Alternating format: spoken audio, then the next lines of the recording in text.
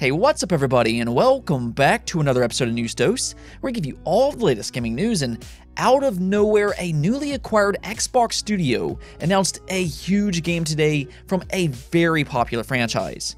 This was not expected at all, but it certainly got the game community extremely excited.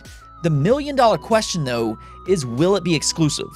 This is a Bethesda game, and there are a lot of questions around that acquisition, so we're going to take a deep dive into that whole situation here in just a bit. Also, Nintendo finally revealed Mario 3D World Bowser's Fury, and it looks insanely good. Like, the extra content in this game was a lot more than what I was expecting. Of course, we have a lot of other things to talk about today though, and really, I got some good news for all of the big three. We got some PS5 news, some Xbox stuff, and Nintendo, so stick around for all of that. We have a lot of good and interesting games to talk about today, and right away, let's talk about a next generation update. Yeah, we've been seeing this happen a lot over the last couple months, where an older game gets a nice next generation update to increase performance and resolution. Well, I'm very happy to say that Star Wars Jedi Fallen Order will be included on this prestigious list of games. Fallen Order was one of the best story-driven games developed last generation, and luckily it's getting a pretty big update that includes a performance mode and then also a normal mode which focuses more on resolution. Now, the Xbox Series X will do 60 frames per second with dynamic 1440p resolution in performance mode. It can range anywhere between 1080p resolution to 1440p, which is actually perfect in my opinion. I've said this in several videos up to this point, but I personally believe that developers need to focus on 1440p resolution rather than 4K. The increased frame rate will immediately be noticeable, and you can divert that power to other things with the resolution. This is just my opinion, but I don't like sacrificing performance for resolution. Now, the PS5 will differ here just a little bit. The PS5 will also get 60 frames per second, but instead, it renders at a stable 1200p resolution. Not a major difference from dynamic 1440p, and can easily be enjoyed on both consoles. Again, this is a fantastic game, and that's the bottom line here. We get a big update for a great game, and I'd highly encourage you to go back and check this game out if you previously missed it. With that said though, you can also play it in normal mode, which focuses on dynamic 4K resolution. I'm always going to pick performance myself, but everybody's different, and just enjoy the game the way you like to play it. Now, speaking of the PS5, we got a lot of new information because at CES, Sony announced several release dates for upcoming PS5 games, and I know fans are very eager to play some more PlayStation 5 games. There's a good chance you may have already finished up with their launch games and you want something else to play, and they have a really good lineup of games for 2021. So let's check this out. The next PS5 exclusive, Returnal, will make its debut on March 19th. That's further confirmation of that release date, which is good news. Then you have Capcom's new IP Pragmata, which is planned for 2023, which is a delay from 2022. Then you also have Solar Ash, which will release June of this year. Kena Bridge of Spirits is now planned for March, and that game looks nothing short of superb. Then you have Stray as an October release, Ghostwire Tokyo is in October as well, Little Devil Inside comes July, Project Athia, which is a 2-year timed PS5 exclusive, releases in the first month of 2022. That one kind of surprised me. I wasn't really sure when that game would come out, but I'm glad we're not going to have to wait too long. Hopefully we get some gameplay on that, as it is still a bit of a mystery. And then you also have Hitman 3, which of course is coming this month. That's a big release for the beginning of 2021. Now, the two big PS5 exclusives, Ratchet & Clank Rift Apart and Horizon Forbidden West, has a very vague release window for 2021. Yeah, they're still not committing to an exact release date with either of those games. PlayStation previously made it sound like Rift Apart would be an early 2021 release, but they still haven't committed to that, so nothing is set in stone as of this moment. I hope it comes out soon, but we'll have to wait and see on that. The other two notable games that are missing from this list though are Gran Turismo 7 and God of War Ragnarok. Now, there's no guarantee that Ragnarok will release in 2021, so I wouldn't be shocked either way, but Gran Turismo 7 was previously announced as a 2021 release. I believe that still is the case, but it is odd that it didn't show up here. I wouldn't look too much into that right now, or at least until we get further information. This is a really nice lineup of games though. 2021 and early 2022 looks really good for the PS5. There's plenty of big PS5 exclusives coming this year, and I'm personally excited to play several of them myself. Right away, I want to check out Kena Bridge of Spirits. That game visually looks stunning. Let me know though, what PS5 game are you most looking forward to in 2021? Moving on, we got a few Nintendo related topics to go over. Yes, they did reveal Mario 3D World Bowser's Fury, and the extra content in this game looks absolutely insane. It's essentially a brand new 3D Mario game by this point, and honestly, the original 3D Mario World was already a great game. It sadly didn't get the recognition it deserved because it wasn't exclusive for the Wii U. That thing was an abysmal failure, as we all know, whereas the Switch is on a record-breaking pace in terms of how many units it sold in a short period of time. So Mario 3D World will have a much better chance at succeeding this time around, and with Bowser's Fury, it takes an already great game and just makes it even more appealing. I was extremely impressed by what Nintendo revealed today. It looks like Nintendo put a lot of effort into this game mode, and it's as if they took what they learned from Mario Odyssey and then brought it over to 3D World. It has an open world like a traditional 3D Mario game, and interestingly enough, Bowser Jr. follows you around. He is Mario's partner and helps him out with several different things. I'm interested to see more on that, as he is one of my favorite Mario characters. It also looks like it's going to be a challenging game, which immediately has me interested.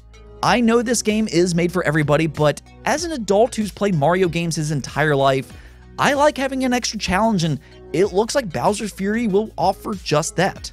Yeah, and speaking of Bowser, he clearly plays a huge role, as the title suggests, and he turns into some gigantic monster. He looks more formidable than ever before. They're really taking him to the next level, and he looks rather ferocious this time. You actually see right at the end, Mario himself basically turns into a gigantic lion. It's almost as if he collected all of the Chaos Emeralds and turned into Super Mario. This looks like a traditional 3D Mario game though, and I just love the design of this game mode. I honestly would have probably bought this as a standalone game, but again, it's attached to an already great game that a lot of fans missed out on. Now's your chance to go back and play one of the best platformers in recent memory, and better than it ever was with all of the extra content. Nintendo just continues to make amazing games for the Switch, and I'm really hyped up for this game now. It does release on February 12th, so we're not going to have to wait too long to play it for ourselves. However, Nintendo wasn't finished there, as they also announced a new Switch. No, this is not the highly rumored Switch Pro, but it is a really cool special edition Mario-themed Switch. Now, we've seen some special editions in the past, such as an Animal Crossing Switch, but for the first time, Nintendo decided to change the actual color of the tablet itself. Both the dock and tablet is red. The entire design of this thing looks really good with the red and blue combination. I have to admit, I kind of want it myself. It'll also release on February 12th for $299. If you haven't bought a Switch yet, right now is the perfect time with Mario 3D World and its brand new Mario-themed Switch. Next up though, that wasn't the only big surprise today for a beloved franchise. Out of nowhere, a brand new Indiana Jones game was announced, and this is extremely exciting considering the talent behind this game. Yes, this is a Bethesda-developed game, which we'll talk more about in just a moment. To be more specific, it's coming from the Wolfenstein studio, Machine Games, and produced by the legend himself, Todd Howard. Now, that does not mean Machine Games is no longer working on Wolfenstein though. It actually sounds like they're working on that franchise as well, so rejoice Wolfenstein fans. Now, with that said, we've seen movie-related games in the past not work well as a video game, but here recently we have seen some improvements on that front. I think game developers have learned a lot from past mistakes, and we are seeing non-game related IP greatly improve in recent years. The Walking Dead, Spider-Man, Batman, Lord of the Rings, and other games have shown you can make great non-game related IP into games by giving developers creative control. And really, if you think about it, Tomb Raider and Uncharted are essentially the game version of Indiana Jones. So if Indiana Jones uses the formula of those games, which is a known winning formula, this can be a truly great game. Indiana Jones as a game just has a ton of potential. It's also going to be an original Indiana Jones story, which is great to hear.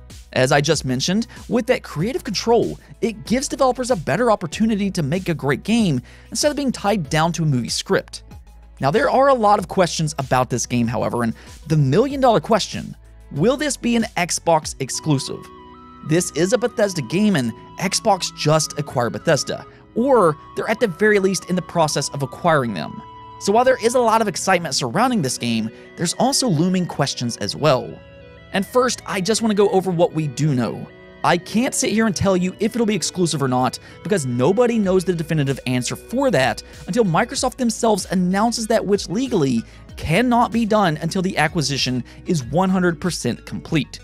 Of course, there's still going to be a lot of speculation about this. No platform announcements were made today, which is interesting and could be telling that nothing is set in stone just yet, or they just can't say right now. We're probably going to have to wait until the acquisition is complete to get our final answer on that whole situation. Xbox did, however, respond to the Indiana Jones tweet today, so this is going to be on Xbox for sure, but the question is, will it be on PlayStation? And I just don't think we can say 100% one way or the other. PlayStation didn't tweet about it, but that doesn't really mean much. They probably don't know themselves. Now, this is a licensed game as well, which went into development before the acquisition was finalized, which could make the deal even more complicated. I look at the fact that they didn't announce platforms today, though, and these developers and publishers are not dumb. They know this is going to be a very hot topic, so they might be trying to work out something behind the scenes with Microsoft before announcing what platforms it'll come to. It is possible that this could be an Xbox exclusive, though. I would not be shocked one way or the other if it's multi-platform or if it's an Xbox exclusive. We're just going to have to be patient and wait and see. I know that's hard for gamers to do, but that's what we're going to have to do. Now, because Xbox owns Bethesda, I would at least imagine it will come to Xbox Game Pass at the very least, but again, we're going to have to wait for more details. What I can say is that Indiana Jones getting an original game developed by a very talented studio is nothing short of exciting. This game has a ton of potential. Let me know what you would like to see from this game in the comments below and make your prediction. Will this be multi-platform or will it be an Xbox exclusive? On to our final topic of the day, Xbox revealed a new controller. They seem to reveal a new controller every few months, and this is already the fourth color of the new updated Xbox Series controller. We currently have the standard black, white, shock blue, and now pulse red. This is yet another really attractive controller designed by Xbox. The contrasting red, white, and black looks phenomenal together. It releases on February 9th for $65. Whether you're just looking for a new controller or if you like collecting these things, it does look really sharp. I have to admit though, it was kind of amusing when Xbox announced the shock blue controller. There was a pretty big rumor that that was evidence that Xbox acquired Sega. So, I mean, with this red, Nintendo must have acquired Nintendo. I'm only joking, but again, it's a great looking controller as you would expect coming from Xbox. Anyways though, that's it for this episode, but if you liked the video, don't forget the bell notification and subscribe button for more content just like this. Also, if you'd like to support the channel through Patreon, thank you for making this content possible. Peace out.